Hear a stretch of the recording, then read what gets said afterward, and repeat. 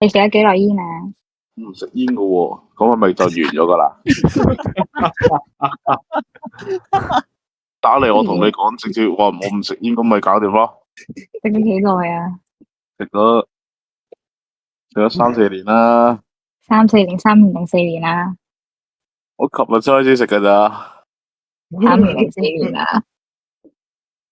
4年啦，4年啦。你一日食幾多支啊？一日食3包，20支啊！你寫20支啦，正常食煙都一日1包啦，做乜嘢啊？有冇食 pizza 啊食咩話？ ？pizza 唔好講啲咁深嘅啦，我唔食噶，我真係唔食有冇食噶，水煙啊？我冇啊，冇，有冇試過啊？我冇啊。